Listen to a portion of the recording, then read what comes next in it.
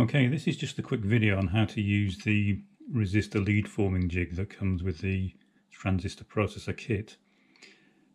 When I started designing the kit, it very rapidly became apparent that due to the large number of components on the board, it was going to be a substantial task to put these boards together. So I did two things to speed that up and to make the entire process a bit more fun and less tedious. So the first of those was, although there are a great number of resistors on the boards, there are only 4 different values. So what I've done, and this is shown in the instructions here, is I've used separate and completely separate logos on the board to indicate the different values of each resistor. So if we look at one of the boards, we'll see that the footprints for each resistor are identified with different symbols.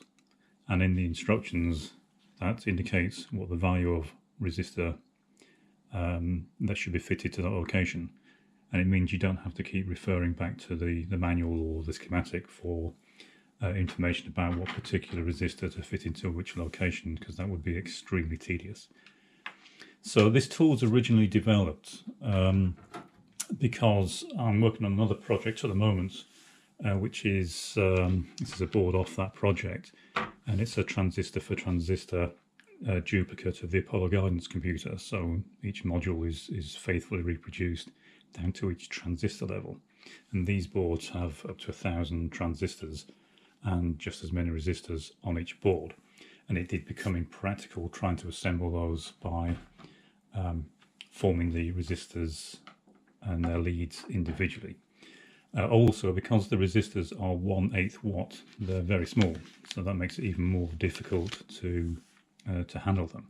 Now, you could of course get a pair of side cutters and cut each lead to length and then bend it using a pair of pliers or something like that. But when you're dealing with thousands, it does get extremely tedious. So this video will show you the quicker, more efficient way of dealing with the resistors. And in the follow-up video, I'll show you how the transistor insertion tool works. So the resistors are normally supplied in packs like this. And you could, of course, just take them all out, separate them, and then insert them into the PCB after bending the leads. But an easy way of doing it is to take the pack, take a pair of scissors, and just cut down each side.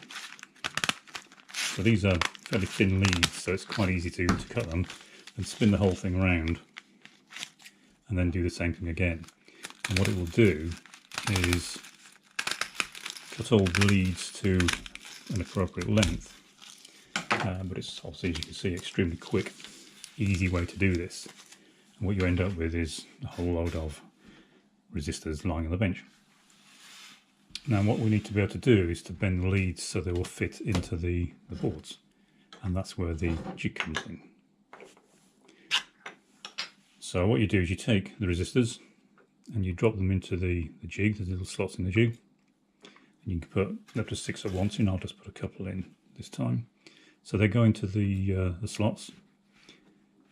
You then take the plunger, put the plunger into the tool, press down on the plunger all the way, and what it will do is it will form the leads of the resistors, then push it all the way through, and it will pop the resistors out.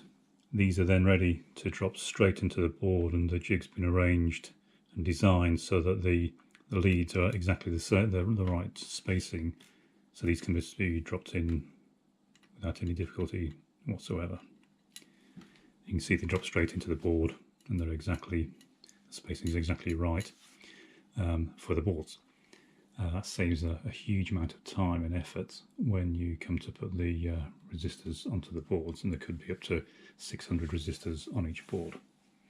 Okay, so that's it for this video. I'll do a follow-up video that shows how to use the tool for the transistors.